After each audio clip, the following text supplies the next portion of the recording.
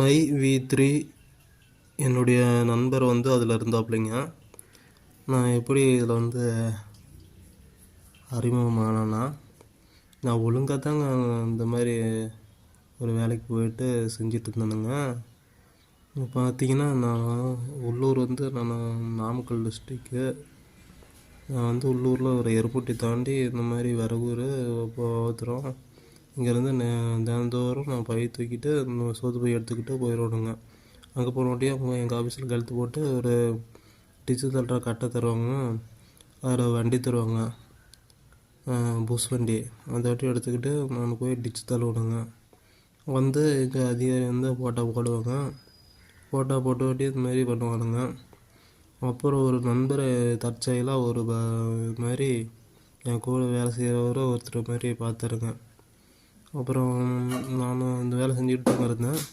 அப்புறம் ஒருத்தர் நண்பர் மாதிரி சொன்னாருங்க, இந்த மாதிரி ஒரு ஏப்ரல் பேரில் வந்து முகத்தில் ஏதாச்சும் தழும்பு முகத்தில் வந்து ஒரு புள்ளி வர்றது, முகத்தில் இந்த மாதிரி சூட்டு கொப்பளம் மாதிரி வேர்வை மாதிரி வர்றது, இந்த மாதிரி கொப்பளம் வந்து கிளியர் பண்ணுறதுக்காக இந்த மாதிரி ஒரு பவுட்ரு ஃபேஸ் கேர் பேர் ஹெர்பலில் சித்த முறையில் தயாரிக்கிறாங்க.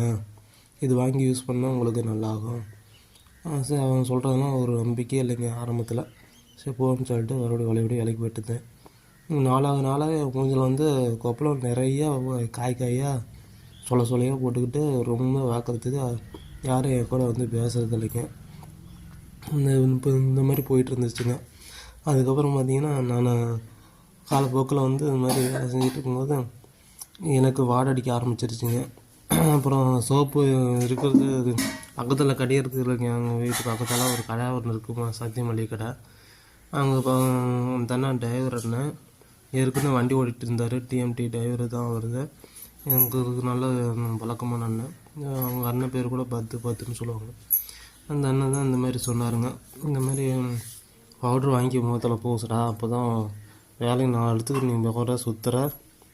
இந்த மாதிரி மூஞ்சி இப்படி இருந்துச்சுன்னா எப்படி 4 பேர் அவங்ககிட்ட வந்து பேசுவானுங்க, பழுவானுங்க. ரொம்பலாம் அக்கடான்னு வேலைக்கு போகிற, வீட்டுக்கு வர, அக்கப்பக்கம் நல்லா பேசி பழகு. அப்படின்னா தான் வியாபாரம் நடக்கும். எங்கள் கடையில் நான் ஜாமான் கடை வச்சு கூட வீட்டுக்கு வாங்கி கொடுவேன் அப்படின்னு சொல்லிட்டு இருந்தாருங்க. இந்த மாதிரி நீ வேலை உண்டு வெட்டுண்டு ஊடுண்டுன்னு இருக்காத, பக்கத்தில் பேசி பழகு.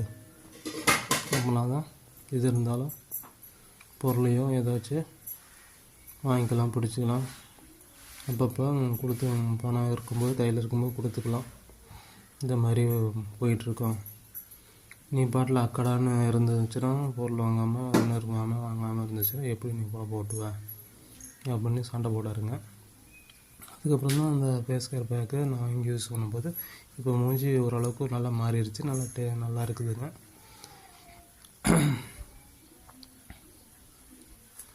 நன்றி, வணக்கம்.